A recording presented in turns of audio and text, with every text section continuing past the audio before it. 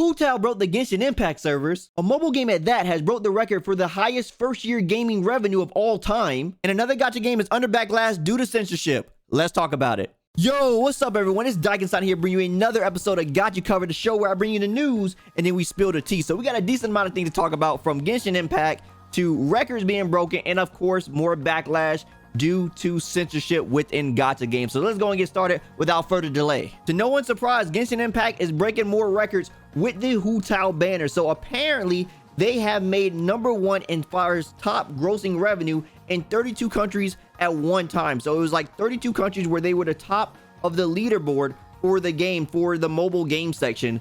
And that never had happened before. So apparently there's a record that they made. But on top of this happening with the Hu Tao banner and CN, apparently the servers were struggling. So there was a message that was coming up on the game and it was telling people to be patient because it was so many people trying to log into the game. So I've never actually seen this happen inside of Genshin Impact before, but apparently the CN community was very stoked for the return of Hu Tao, and it was slowing down the servers, at least on the CN side of things. Now, I myself am a big Hu Tao fan. Hu Tao is a very funny character. I love her personality and how she is, and she has a really fun kit to mess around with. I really love how the way the character plays and stuff like that. I even made like a cool little like video talking about the things to look forward to when Hu Tao actually came out. Here is 10 rapid fire reasons to summon for Hu Tao. Her eyes, her thighs. She's pyro, her smile though. She can haunt you at night and give you a fright. She's a polearm user. If you don't pull her, your friends will call you a loser. She has a friendly pet ghost. If you're lost, she can be your guidepost. And that's it for now, but for the last reason is because her name is Hu Tao. But anyways, besides my bad attempt at poetry, this is actually some very good news for MiHoYo. This game has like 13 supported languages inside the game, so of course there's a lot of different people that actually get a chance to play this game on top of it being free, and it's on so many platforms. All we're just wishing for is, where's the Switch version? But anyways, congrats to MiHoYo for this achievement, and for anybody that's rolling on the Hu Tao banner, good luck on saving some of those primo gems on your pulls. So a new game has finally topped the charts for the highest amount of revenue made within a game's first year, and it is a mobile game at that. Now, what mobile game it is, to no surprise once again, Genshin Impact. And this is no easy feat because the two places right underneath it are Fortnite and Grand Theft Auto 5, which makes tons of money. So the fact that Genshin, MiHoYo, a company that came from, you know, just like a small indie developer and became such a huge success, is no easy feat over companies with strong IPs such as Fortnite and Grand Theft Auto at the moment. Grand Theft Auto being a world-renowned success as far as how much money that game actually makes, and of course Grand Theft Auto 5 was no exception to the rule because that game made a ton of money within its first year. And of course Fortnite, taking the same formula as PUBG but making it more kid-friendly, blew up within its first year of that game and of course became the success it is known today. But the fact that Genshin Impact was able to overtake these two icons of games and was able to actually just make more money being a free-to-play game at that, just like Fortnite with that same model, truly shows the amount of effort and type of craftsmanship that MiHoYo has been putting in within Genshin Impact. I mean, it is a very beautiful world that people have even gone on to compare to the Pokemon games and saying like, how can a company like this make something more beautiful than this? I know you guys have seen the memes, but hey, it is what it is. So congrats again to MiHoYo for another world record breaking aspect as far as the most revenue made within a year. Can anybody top this? Who knows? It may be a long time before we see something actually top something like this, because the numbers that they have been making are absolutely crazy. So get this, apparently the Korean version of Guardian Tales have two censored characters that happen, which were Beach Sohee and Lilith that happened. Now apparently the backlash came because of how the censorship was actually handled. So the game got censored after the banners actually happened, and people didn't like the fact that they actually didn't censor it before the banners actually happened. So people were mad that they actually let the banners go, and then once the banners happened, they got the revenue. Then it was like, okay, now we got to do the censorship. Now the censorship apparently had to happen because if they didn't do the censorship, then they were going to have to go up a rating.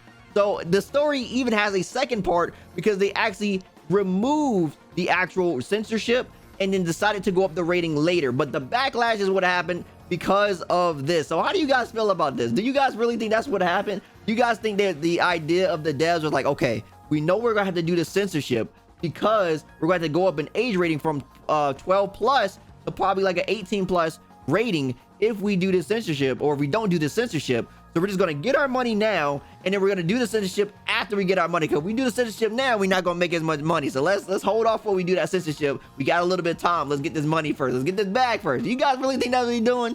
I don't know. It sounds a little bit sketchy. It sounds like something a company would do, but I don't know too much about the Guardian Tales devs to say that's something that they would actually pull in their sleeve. But this is the reasoning that the backlash was happening and why people didn't like it. So I guess it was just the timing of how it happened that really rubbed people the wrong way. But anyway, I think this is a good example of a community banding together to make changes happen for the game that they care about, right? They didn't want the censorship to happen, and I guess the community altogether rather take the rating up. So once again, the devs heard the community cries. They said, okay, we won't do the censorship and we'll just take the rating up on the game. We'll keep this the costumes the way they are. You guys like it? You guys want to keep it? We're sorry for the inconvenience. We'll keep it the way it is because we don't want, you know, to conflict with our own community. So they took the bite and they actually just kept it saying, this is how you do it, right? I don't know exactly what was being done, but I'm pretty sure it wasn't anything harsh. Like, you guys remember things about the crazy things that the Genshin community sometimes did to try to get attention of the devs by like review bombing the hell out of a game, or like another game of theirs, like they review bombed Honkai and Genshin instead,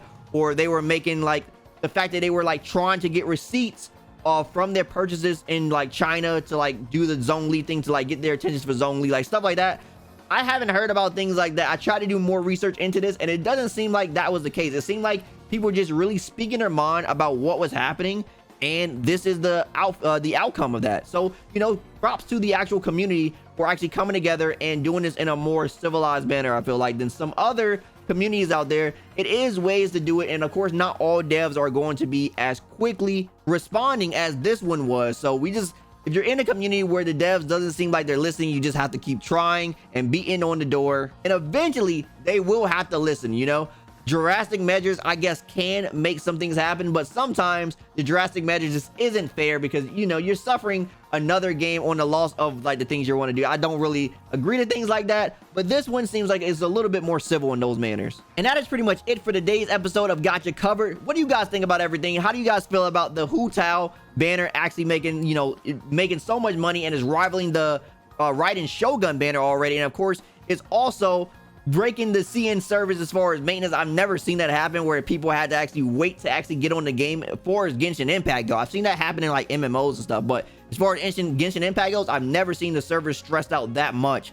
So a lot of people looking forward to the characters. Also, how do you feel about Genshin actually making the most money out of any game within its first year? That's absolutely crazy. Huge feat for MiHoYo right there. And of course, how do you feel about the Guardian Tales situation as far as how the community handled things and how the devs actually handled it? Do you guys think that the devs actually did have the mindset of wanting to get the revenue and then doing the censoring, or do you just think that was just how the community was actually thinking about the whole situation and they were just thinking about it wrong and the devs had some different intentions? How do you guys feel about the whole situation? Let me know down in the comments below. As always, I like to hear what you guys think and try to jump in and have nice discussions with you all. Anyway, if you like anything I have to say, drop me a like, I greatly appreciate it. And if you want more from me, follow me on my socials. Also, don't forget to subscribe and turn notifications so the next video goes live. As always, my name is Daikin, and I'll see you next time. Signing out.